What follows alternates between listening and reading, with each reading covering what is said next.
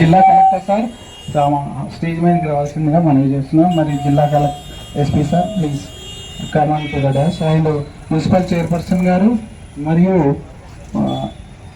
జిల్లా చైర్పర్సన్ గారు మరియు ఇతర ప్రజాప్రతినిధులు ద్రవ్యాన్ని నిరోధించే కార్యక్రమాలు ఇవన్నీ పాటించడానికి ప్రతి సంవత్సరం ఒక థీమ్ ఏర్పరచుకొని మన ఈ జీవనక్రమం సాగించడం కొరకని చేయడం జరుగుతుంది. ఇప్పుడు కానీ జిల్లా కలెక్టర్ సార్ ప్లీజ్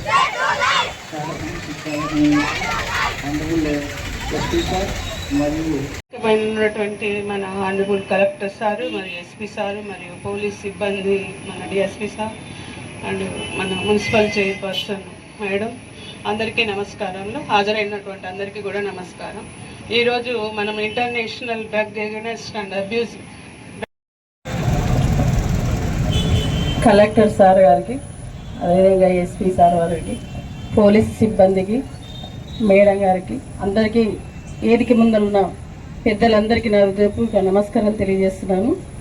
ఇది డ్రగ్స్ అనేది చాలా హానికరం. ఎప్పుడైనా చిన్న చిన్న పిల్లలు అది ఎక్కడ తెచ్చుకుంటుండ్రో, ఎందుకు తెచ్చుకుంటుండ్రో, గల్లీలో కానీ రోడ్ల పోటీ కానీ నైట్ కానీ ఇస్తలేరు. కాబట్టి ఇది మనం బాగా పరిశీలించి ఇది పట్టుకొని ఇది ఏది కాకుండా చేయాలి. దొరకకుండా కూడా చేసే వాళ్ళు ఎవరో అది పట్టుకోవాలి. మనం పోలీసు కానీ ఎస్ఐ కానీ మరియు అధికారులందరికీ నమస్కారము.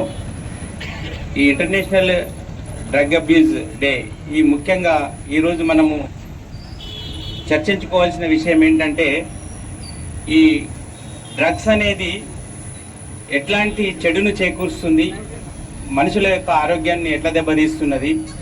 ఈ సైకోథెరపిక్ డ్రగ్స్ మనిషి యొక్క నాడీ వ్యవస్థను పాడు చేసి వాళ్ళ జీవిత వ్యవస్థనే ఖరాబ్ చేస్తున్నది. ఇది మనము చర్చించుకోవాలి, అందరికి తెలియపరచాలి. దీన్ని మనం ముఖ్యంగా మన జిల్లాలో చూసినట్టయితే 1-2 చోట్ల ఈ గాంజా అనేది మనకు దృష్టిలోకి వచ్చింది. దీని మీద ప్రభుత్వము స్ట్రిక్ట్గా చర్యలు తీసుకోవడానికి మనకు TS NAB anti narcotic drug bureau అని ఒక డిపార్ట్మెంట్ను తెలంగాణ ప్రభుత్వం ఏర్పాటు చేసింది.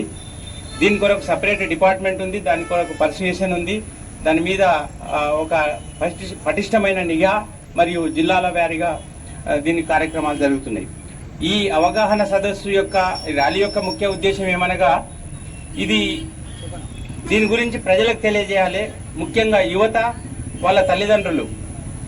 ఈ మధ్యన ఒక ఆఫీస్ డిఎంహెచ్ఓ గారు కూడా చెప్పారు, మన డిస్ట్రిక్ట్ సెంటర్లో ఒక డి అడిక్షన్ సెంటర్ కూడా ఉంది. వాళ్ళకి కూడా రికవరీ ఛాన్స్ ఉంది. ఎందుకంటే ఒక టైంలో అలవాటు అయింది అంటే అన్ని మొత్తం లైఫ్ జీవితం పోలేదు, తర్వాత కూడా రికవరీ ఆప్షన్ ఉంది.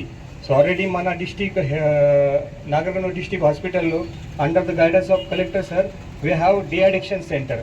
అక్కడ కూడా వచ్చి మన డి అడిక్షన్ చేస్తే మంచిగా లైఫ్ మళ్ళీనే రిటర్న్ వస్తుంది. సో దానికోసం ఈ మంచిగా ఒక ఏర్పాటు జరిగింది.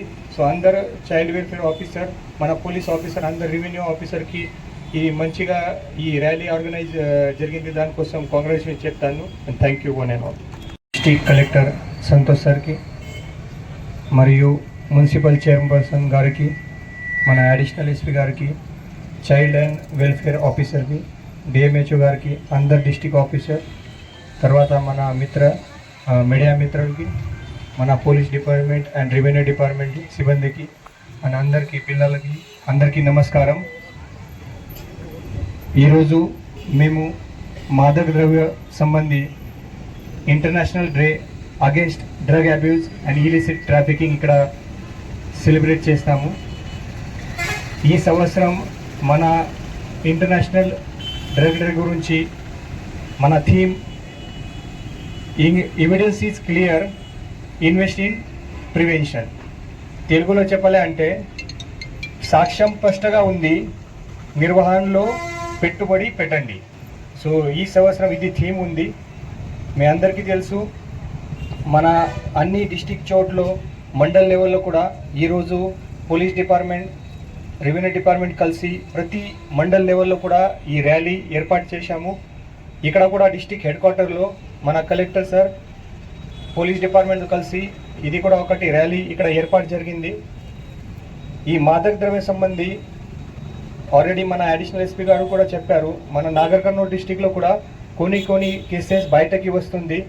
రెగ్యులర్గా మన పోలీస్ సైడ్ నుంచి, తర్వాత ఎక్సైజ్ డిపార్ట్మెంట్ నుంచి రెగ్యులర్గా మన ఇన్ఫర్మేషన్ కలెక్ట్ చేస్తున్నాము, దానిపైన యాక్షన్ కూడా చేస్తున్నాము. బట్ ఇది what is observation from our side అంటే, ఇది చిన్న పిల్లలు 9th 10th స్కూల్ గోయింగ్ పిల్లలు, తర్వాత 11th 12th కాలేజ్ గోయింగ్ పిల్లలు, వాళ్ళకి కూడా ఇది మాదక ద్రవ్య సంబంధి అలవాటు అవుతుంది. ఎస్పెషల్లీ గాంజా గురించి చాలా అలవాటు అవుతుంది.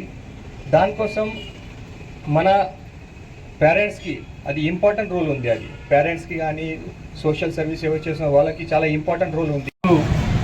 International day against drug abuse, illicit trafficking, ఇందులో భాగంగా అవగాహన కార్యక్రమంలో భాగంగా ఈరోజు మనం ఇక్కడ ఒక ర్యాలీ నిర్వహించడం జరిగింది. ఈ ర్యాలీ నిర్వహించిన పోలీస్ డిపార్ట్మెంట్కి, అట్లనే డిస్ట్రిక్ట్ వెల్ఫేర్ డిపార్ట్మెంట్కి నా శుభాకాంక్షలు.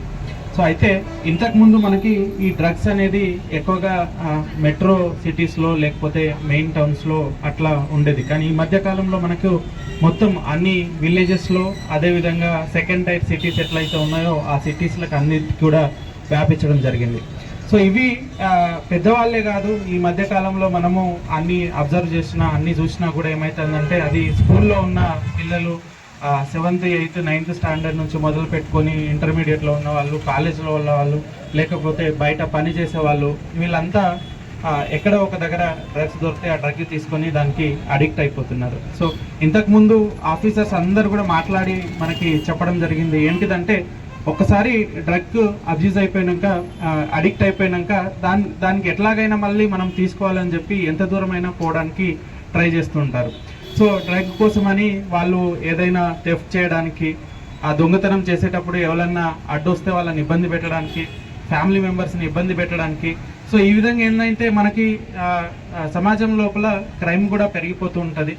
అండ్ ఇంకోటి ఏంటిదంటే, ఎవరైతే డ్రగ్కి అడిక్ట్ అయి ఉంటారో ఆ పిల్లలు కావచ్చు, పెద్దవాళ్ళు కావచ్చు, వాళ్ళ బిహేవియర్లో కొంచెం చేంజ్ వస్తుంది. సో తల్లిదండ్రులు అందరూ కూడా ఇది గమనిస్తూ ఉండాలి. అంటే వాళ్ళు అప్పటిదాకా నార్మల్గా ఉన్న వాళ్ళు దీనికి అడిక్ట్ అయిపోయిన తర్వాత వేరే వాళ్ళతో కలవకుండా లోన్లీగా ఉండడము, లేకపోతే బిహేవియర్లో చేంజ్ రావడము, లేకపోతే డబ్బులు అడగడము, దొంగతనాలు చేయడము, ఇట్లాంటివన్నీ కూడా చేస్తూ ఉంటారు. సో అందరు పేరెంట్స్ కూడా పిల్లల బిహేవియర్లో ఏమైనా చేంజ్ వస్తుందా, ఇంతకుముందు ఉన్న నార్మల్గా ఉన్నదానికంటే ఇప్పుడు వేరే విధంగా ఏమైనా బిహేవ్ చేస్తున్నారా అనేది చూస్తూ ఉండాలి.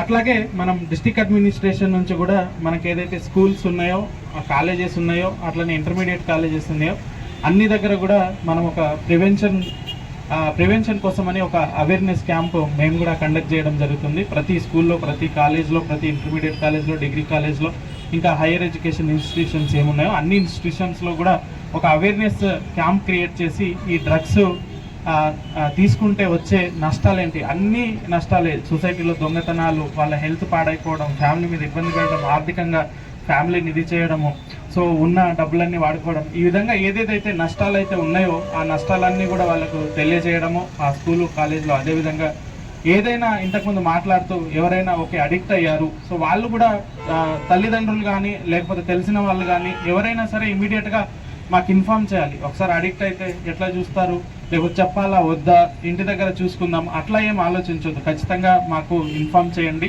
మనకి ఇక్కడ డి అడిక్షన్ సెంటర్ ఉంది. ఆ డి అడిక్షన్ సెంటర్లో ఒక ప్రోటోకాల్ ఉంటుంది, ఒక ట్రీట్మెంట్ ఉంటుంది. ఆ ప్రకారం వాళ్ళని అన్ని రకాలుగా ట్రీట్మెంట్ ఇచ్చి మళ్ళీ అటు సైడ్ పోకుండా వాళ్ళని మనము ట్రీట్మెంట్ ఇచ్చి మంచిగా నార్మల్ చేసి కూడా మళ్ళీ పంపించడం జరుగుతుంది. మనం ఏదో వారం రోజులు ఎటు పోకుండా పెట్టుకుందాము, లేకపోతే మన లెవెల్లో మనము దాన్ని సాల్వ్ చేసేది థింక్ చేయొద్దు. ఎందుకంటే మళ్ళీ అది అటు సైడ్ పోవడానికి ట్రై చేస్తారు. కాబట్టి ఎవరికైనా ఎక్కడైనా అటువంటి ఇన్ఫర్మేషన్ వచ్చినా సరే ఇమీడియట్గా మాకు ఇన్ఫార్మ్ చేస్తూ ఉండాలి.